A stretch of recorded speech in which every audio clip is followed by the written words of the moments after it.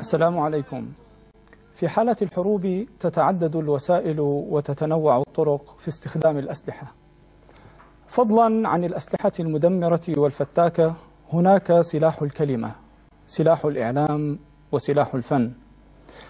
في الثورة السورية كانت هناك أسلحة فتاكة قصمت ظهر النظام الدموي، وسوف نبحث في حلقتنا شباب الشام، والتي تأتيكم ضمن حملة نحن معكم على قناة المجد الفضائية، وعنواننا لهذه الليلة الفن ودوره في الثورة السورية. استضيف هذه الليلة أبرز المبدعين والفنانين الذين كان لهم زخما فنيا في هذه المرحلة. معي في الاستوديو عبد الوهاب ملا، أهلا ومرحبا بك، مدون سوري. ومعي أيضا عبر السكايب سينضم إلينا بعد قليل المخرج العالمي محمد بيازيد، ومعنا أيضا فنانين ومداخلين وشعراء ومنشدين. نأخذ فاصل قصير ونعود إليكم، فابقوا معنا.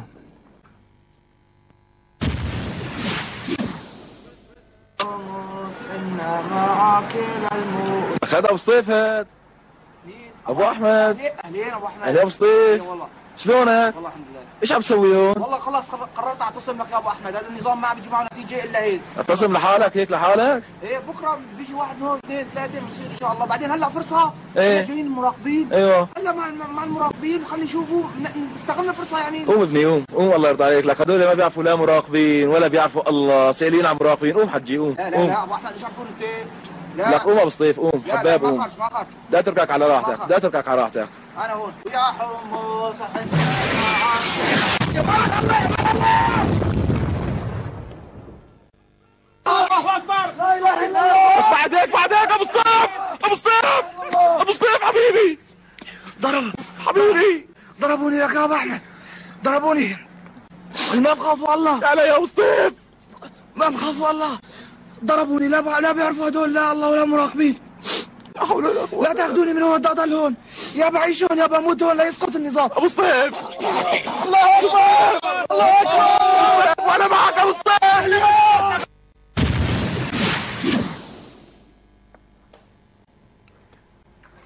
أهلا وسهلا بكم مجددا أعزائي المشاهدين في حلقتنا لهذه الليلة. أرحب بك مجددا أبو سطيف. الله محييك. لا زلت على قيد الحياة، مع أنه قبل قليل شاهدناك جاءك قصف من النظام السوري. حدثنا عن هذه الأعمال التي قمت بها مؤخرا.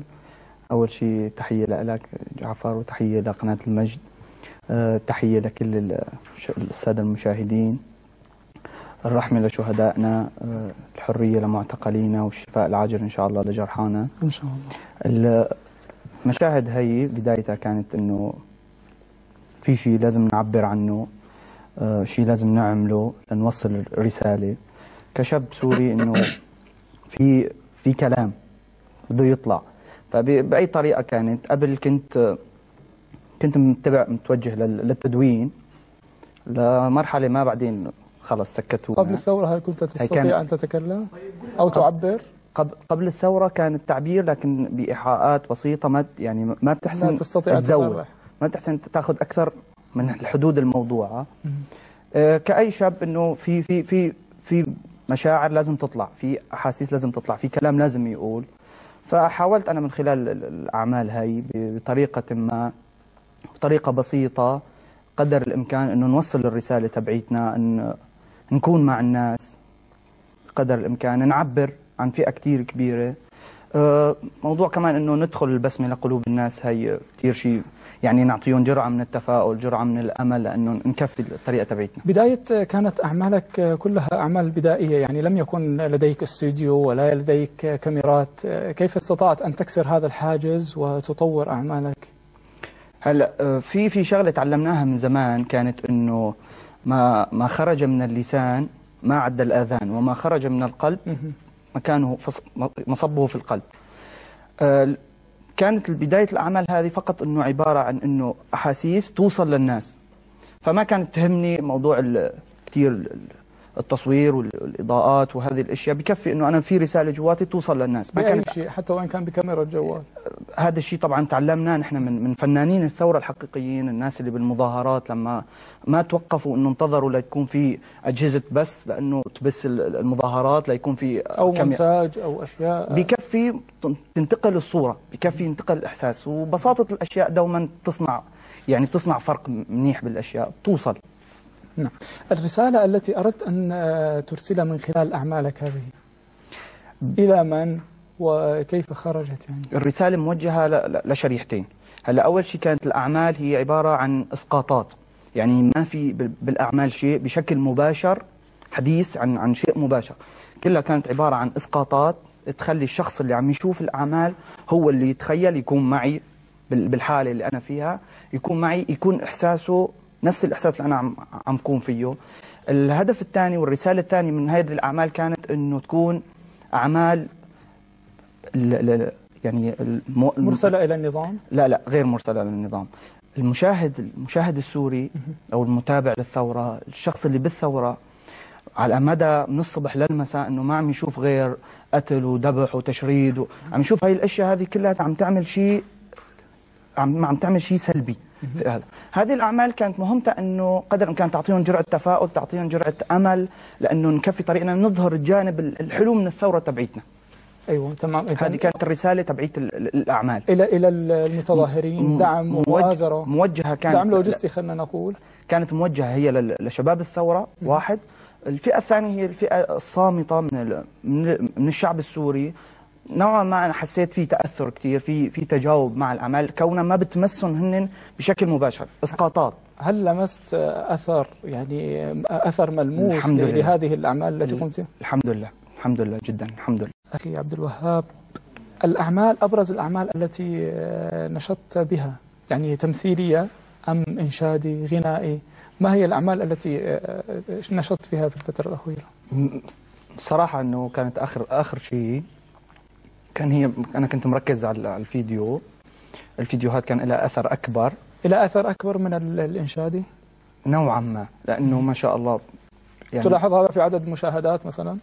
هذا شيء أكيد من التواصل مع الناس الحمد لله، لكن لا ننكر دور الإنشاد ما شاء الله، كمان في شريحة كتير كبيرة من المنشدين، مع أنه في كمان فئة ثانية من المنشدين أو من الفنانين نحن كنا منتظرين منهم يكون لهم دور بهذا الشيء. طبعا موضوع حرية رأي لهم، لكن كنا منتظرين من كثير ناس انه يكونوا موجودين بالثورة ما شاء الله. لكن الثورة يوم عن يوم عم تطلع مبدعين أكثر وأكثر ما شاء الله. أكثر وأكثر. طيب العمل، بما أنك كان لك بعض الأناشيد جميلة، العمل الفني الإنشادي هل له دور كبير أيضا من خلال ممارستك أنت، تجربتك؟ أنا طبعا الموضوع أنه يضل الإنسان لما يكون بالبيت عم يشوف الأخبار، عم يشوف الفيديوهات، لما يشوف السكتشات الظريفة مثل ما قال أستاذنا محمد، لما يشوف الفيديوهات هي تعطيه جرعة جديدة من الأمل. لما يكون بسيارته عم يسمع هي الأناشيد بتضل تردد براسه، لما تجرئه أكثر وأكثر، رن جواله أناشيد الثورة. هي الأشياء كلها يوم عن يوم بتفرق، يعني بتخلي جواته قناعة، بتعطيه عزم، بتعطيه إصرار. طبعا النبي صلى الله عليه وسلم كثير كان في عنا للشعراءنا وكثير، لا يعني كان لهم دور شعراء في المعارك، في الحروب. نفس الشيء الإنشاد والفن لا ننكر دوره كمان. طيب. ما شاء الله عنه. جميل. أسمعني مقطع صغير من الذي أنشدته للثورة. في أنشودة جديدة كتبتها الأخت سمية ما شاء الله عنها، وبتقول: الله الله الله أكبر، الله الله الله أكبر، وطنك بزنودك يعمر وولادك فيك رح تفخر، وطنك بزنودك يعمر وولادك فيك رح تفخر، وبكرة بفعالك زهر، وبكرة بفعالك زهر، وضوى كل العتمات. الله معاك الله، الله معاك الله، يا سوري يا بطل، يا ثائر بالساحات. لو كل العالم ولا ودار ظهره جاوب لا، لو كل العالم ولا، لو كل العالم ولا ودار ظهره جاوب لا، وعنك ما رح نتخلى، عنك ما رح نتخلى، وربي يقوي العزمات. الله معاك الله، الله معاك الله، يا ثاير بالساحات. صدرك قدام المدفع وحريتك شمس وتطلع، صدرك قدام المدفع حريتك شمس وتطلع، وعنك ما رح نتخلى، وعنك ما رح نتخلى، وحتى طول النجمات. الله معاك الله، الله معاك الله، يا ثاير بالساحات. أكرمك الله، حياك الله يجزيك خير. صوتنا أعود إليك وقد استنزفتك. أريد، سمعت منك منذ أيام قصيدة تنادي فيها إلى الجهاد يا يمه. أول شيء من بعد ما سمعنا أستاذنا الكبير يعني الأستاذ محمد أبو راتب، الأستاذ اللي ربينا نحن على الأصوات الحمد لله، فما لازم نكون نحن ننشد من وراه، لكن نتعلم منه إن شاء الله. كانت الأنشودة يمه ويا يمه، نعم، كلمات الأخ عمر الفاروق وألحان بسيطة كانت لحنتها. بتقول: يا يما يا يما يا يما يا يما يا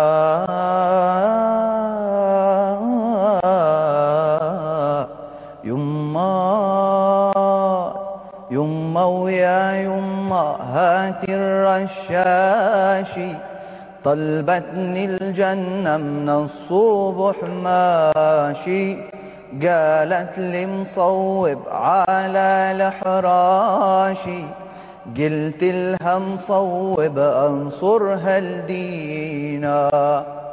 يما يا يما هاتي الرصاصي، عبي للمخزن لا طخ العاصي، لاضرب يا يما ضرب القناصي، لاضرب يا يما ضرب القناصي، راسه يا يما ما عال عيونا. يما ويا يما هاتي الرشاشي، طلبتني الجنة من الصبح ماشي، قالت لي مصوب على الحراشي، قلت لها مصوب انصرها الدينا.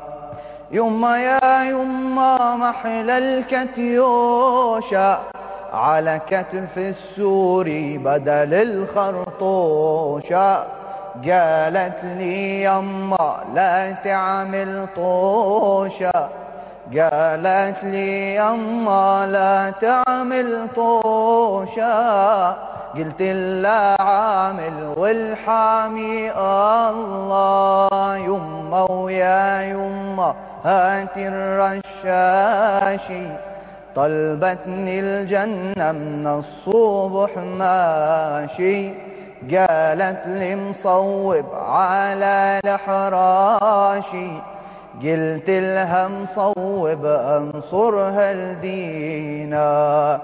يما يا يما لا تقولي ولادي يرزقهم ربي بعد استشهادي، لا تقولي يما الحرمات نادي، لا تقولي يما الحرمات نادي، حواري الجنة لأجل الشهيد. لا فض فوك. أعود إليك مجددا. حدثني عن الأعمال التي قمت بها. أنت قمت بأعمال هاتك الشصار تجربة هذا كل شيء صار، كيف بدأت في هذه الفكرة؟ هل هي عرضت لك أم أحد اقترحها عليك أم جربت تجربة أولى ووجدتها يعني ناجحة بعدين استمريت بها؟ هلا أول شيء بدي أنا أشكر الأخوين المبدعين التوأم ملاص إنه وجد شكرا كثير للثورة اللي عرفتنا بهدول الناس اللي فعلا صاروا يوصلوا لقلوبنا. في شيء حلو كثير صار بالثورة اللي هو إنه كل الثوار إن كان في الداخل أو في الخارج، إن كان إعلاميين إن كان فنانين، كل الثوار عموما كل الناس اللي ضد النظام عيلة وحدة، عرفت؟ يعني بيصقلوا العمل هن هدول الناس نفسهم، يعني بيغاروا على أي شيء أنت بتنزله، أي شيء أنت بتقوله فورا بيعطوك انتقادات حلوة وبسيطة إنه لو كان هيك أحلى، لو كان هيك أحلى، من غيرتهم بشكل عام على الثورة، إنه هاي الثورة لهم فرحانين فيها هن كسوريين، فرحانين فيها. هلا أنا كثير كنت فرحان بعمل عملوه، عمل كثير جبار. العمل المسرحي كان جميل جدا. غير العمل المسرحي في شيء جديد، كان فيلم قصير اسمه حاجز. فيلم حاجز جدا أنا رأيته أمس، كان جميل جدا، يرسل رسائل صامتة كبيرة يعني بشكل مو طبيعي. يعني أنا كنت لدرجة فوق ما تتصور فخور إنه أنا كسوري في هيك مبدعين بأشياء بسيطة عملوا هذا الشيء بالفعل مثل ما ذكر. كانوا يعني من خلال غرفة البيت، يعني غرفتهم في البيت يعملون عمل مسرحي ويصورونه. الحمد لله انه الثورة هاي من جديد احيت هالمواهب. وهذه رسالة الى جميع الشباب الطامح والذي يوجد لديه مواهب، يعني يكسر هذه الحواجز. لا يوجد شيء اسمه انتهاز فرص. مرة قرأت مقولة جميلة: الناجحون لا ينتظرون الفرص. الناجحون لا يوجد شيء عنده انتظار فرص أو مناسبة معينة، هو الذي يكسر الحواجز. وإذا استقرأنا جميع المبدعين والمنجزين يعني الذين لهم أسماء كبيرة في التاريخ الإسلامي، أكبر مثال على ذلك الإمام زكريا الأنصاري شيخ الإسلام، طلب العلم بعد 50 وعمره فوق 50 وطلب العلم وأصبح شيخ الإسلام.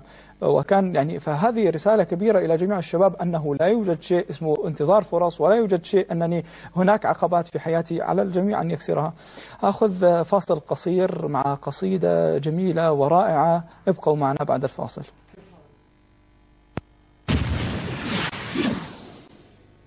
احنا ودنا نحفر قبرك، صبرك يا المحتل الخاسي، ترانا جايين القصرك. جينا من جرح الكرامة، وجايين لعندك. احنا من حمص العزية، واسأل التاريخ يخبرك انه احنا رجال، يخبرك انه كلنا ابطال، شبان الشيوخ واطفال، كلنا ودنا نحفر قبرك. احنا من حمص الاحرار، وكل حارة تصرخ بالثار، وحمص تغني للحرية وهي مصنع للثوار، وكل يوم تقدم شهيد، وشهيد يودع شهيد، والعاصي يمشي فرحان، والعاصي كل يوم يزيد، وزيد يا عاصينا زيد، كل يوم نودع شهيد. اخت الشهيد تهلهله، ام الشهيد تزغرت له، وبعالي الصوت وتندهله: يا ابني سلم على ربعك، يا ابني سلم على ربعك، يا ابني سلم على حمزة، يا ابني سلم على هاجر، يا ابني على مروى سلم، وداخيلك لا تنسى عامر، ربي من عنده يغفر لك، ربي من عنده يشفع لك. يا ابني افرح، يا ابني اضحك، تراها الجنة تنتظرك. وصبرك يا بشار، صبرك، احنا ودنا نحفر قبرك. يا حيف بس، ويا حيف بالدبابة تقصف شعبك، تاريخك نذل خوان، وتاريخك هو يشهد لك. أبوك باع الجولان، وانت هسا تذبح شعبك. ولا تظن انه ننسى او تضحك علينا بكذبك. عفوك هذا رد لجوعك.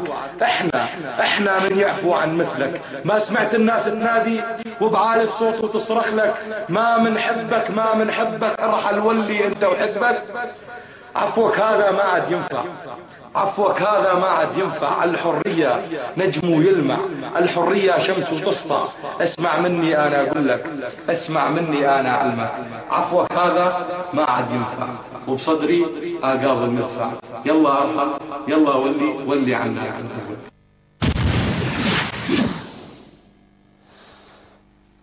مرحبا بكم مجددا أعزائي المشاهدين. حلقتنا شباب الشام ضمن حملة نحن معكم، والتي تأتيكم عبر قناة المجد الفضائية. حلقتنا لهذا اليوم الفن ودوره في الثورة السورية.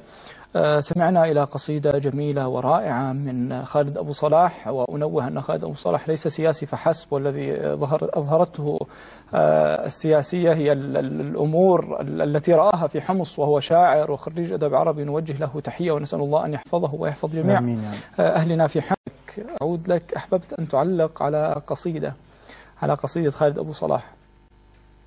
قصيدة خالد أبو صلاح، هذا الرجل سبحان الله وين ما يكون بتحسه، يعني بتشوف بعيونه، بتشوف فيه الإنسان السوري المضبوط، بتشوف فيه الإنسان السوري الحقيقي. بهذا الرجل وين ما يعني كلامه، إحساسه، سبحان الله، بتحس سبحان الله أنه هدول الرجال هم اللي راح يصنعوا الفرق. قصيدة نابعة من الواقع، ليست مجاملة وليست فيه إحساس جدا جدا، إحساسه عالي في انتقاء الكلمات. سبحان الله، إنسان يعني رجل بكل معنى الكلمة. الله إن شاء الله يحميه ويحمي كل أهل حمص وأهل سوريا عموما إن شاء الله يا رب. لو ننوه أيضا، قلتها أن خالد أبو صلاح يعني يكتب الشعر كثير وله كثير من الأشعار الجميلة، ولكن سبحان الله الذي يراه في عينه وفي هذه المعركة التي حصلت أمامه ما شاء الله والبطولة. نعم، نوجه له تحية وجميع الشباب إن شاء الله هناك.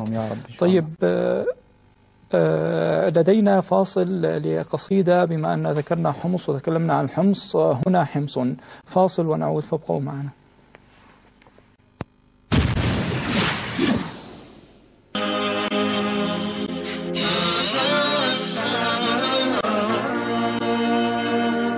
هنا حمص، هنا حاء وباء، هنا للشمس إذ تبدو انحناء، هنا الوليد مقام عز، هنا الغلمان مأخذها عطاء، هنا حمص، هنا حاء وباء، هنا للشمس إذ تبدو انحناء، هنا لابن الوليد مقام عز، هنا الغلمان مأخذها عطاء، هنا فخري وقد ضمت ألوفا من الأعلام شأنهم اعتلاء، هنا التاريخ يحكي عن رجال أسود لا تجاريهم سماء، هنا فخري وقد ضمت ألوفا من الأعلام شأنهم اعتلاء، هنا التاريخ يحكي عن رجال أسود لا تجاريهم سماء، هنا حمص وما حمصا جهلنا، ومن ذا في حماها قد يساء، هنا حمص، هنا حاء وباء، هنا للشمس إذ تبدو انحناء، هنا لابن الوليد مقام عز، هنا الغلمان مأخذها عطاء، هنا للموت أستاذ رضيع تطاوعه الشبيبة ما يشاء، لقد أخطأت ما تدري ثراها، تخالطه مع الترب الدماء، هنا للموت أستاذ رضيع تطاوعه الشبيبة ما يشاء، لقد أخطأت ما تدري ثراها، تخالطه مع الترب الدماء، هنا حمص تجود بما لديها، ليأتي بعدها حاء وراء،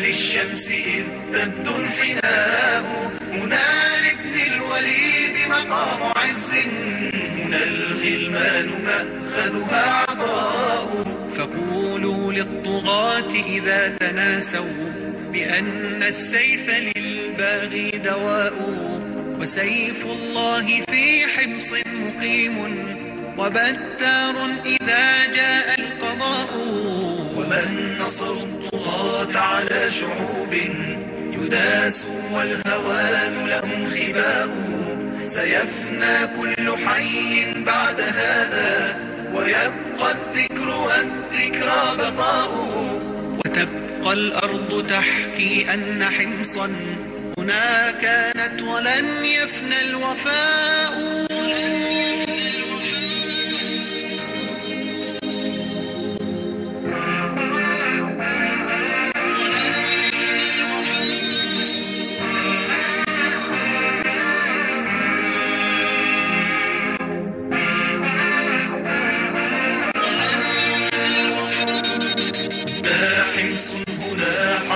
وباء هنا للشمس إذ تبدو انحناء، هنا لابن الوليد مقام عز، هنا الغلمان مأخذها عطاء، هنا حمص هنا حاء وباء، هنا للشمس إذ تبدو انحناء، هنا لابن الوليد مقام عز، هنا الغلمان مأخذها عطاء.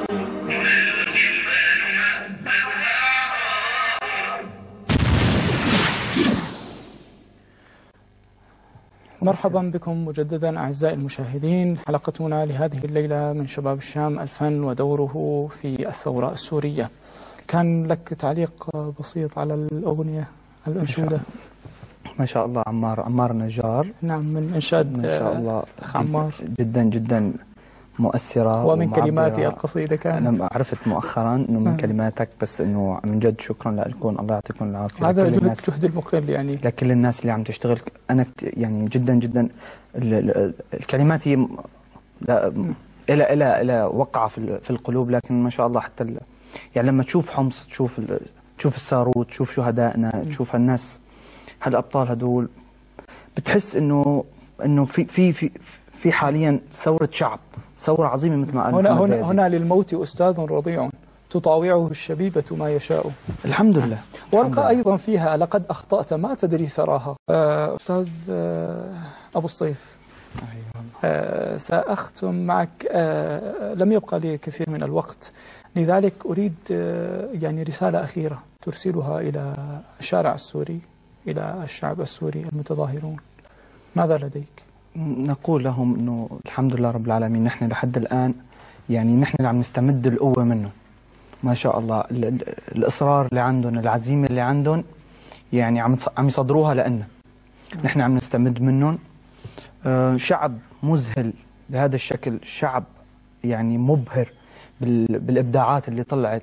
يعني امس شفنا مقطع فيديو واحد مصور سلاحف وحاطين عليها هيك ورقات انه المساعدات الطبيه، وعم يشكر العالم انه على المساعدات اللي وصلت. شعب بهذا الابداع، بهذا الروعه، ضمن هذا الابداع وهذه الروعه والرصاص فوقه. ما شاء الله الحمد لله. فانه الحمد لله شعب بهذا ان شاء الله منصورين ان شاء الله. الله سبحانه وتعالى ما راح يخجلهم. الا ان نصر الله قريب. الحمد لله انه نوايا معروفه، فكل ما كان اتجاهنا يعني كل ما كانت علاقتنا مع الله صح، ان شاء الله الله سبحانه وتعالى ما بيخجلنا ان شاء الله. ان شاء الله. وما شاء الله يعني يوجد يعني مثل ما ذكرت في كثير من الابداعات، يعني الرصاص فوقه وهو يخرج شيء ويقوم شفت بعمل لوحه شيء. واحد لامين الرصاص لامين الفوارغ وعاملين فيها لوحه تشكيليه جدا جدا رائعه. ما شاء الله. يعني فنانين، لما اذكر انا فنانين الثوره من جد نقف لهم اجلال واحترام. الاستاذ علي فرزات جدا جدا، لو نذكر اسماء يمكن للصبح ما بنخلص. الحمد لله شعب بهذا الروعه، بهذا الجمال، ان شاء الله منصورين ونصرنا قريب ان شاء الله. وكل يشارك في هذا الاعمال، لانه الكل اخذها عيله وحده، يعني اخذها انه هاي الثوره لإلي، ثوره لإلي. فكل واحد عم يبذل. في ناس بالليل الساعه 1 الساعه 2 الساعه 3 بالليل لما عم يتصلوا فيه يقولوا له مثلا في عائله بمحافظه ثانيه عم يصحى الساعه 2 بالليل 3 بالليل ليروح يامن سكن لهي العائله اللي وصلت لهي المدينه. في ناس جدا هلا نحن يعني الله وفقنا انه في حلقتنا طلع لنا اسم مثلا، لكن في ناس جدا جنود مجهولين هدول اللي يعني نستحق انه نقبل رؤوسهم، لانه هن نصر هالثوره. في ناس الساعة 2 بالليل 3 في الليل عم يطوق ملابس عشان تروح للاجئين. وهذه قد ذكر الإنجازات الدكتور أستاذ الدكتور عبد الكريم بكار ضمن حملة نحن معكم، خصصنا 3 حلقات لهذا وذكر كثير من الإنجازات ومنها التلاحم القوي.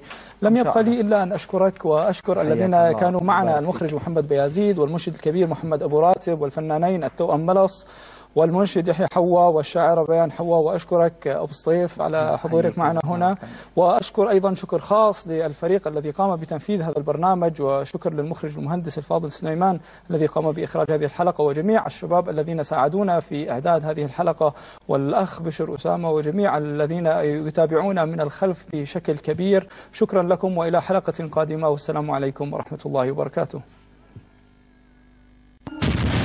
أبكي على شام الهوى بعيون مظلوم مناضل، وأذوب في ساحاتها بين المساجد والمنازل. رباه سلم أهلها واحمي المخارج والمداخل، واحفظ بلاد المسلمين عن اليمائن والشمائل. مستضعفين فمن لهم يا رب غيرك في النوازل، مستمسكين بدينهم ودماؤهم عطر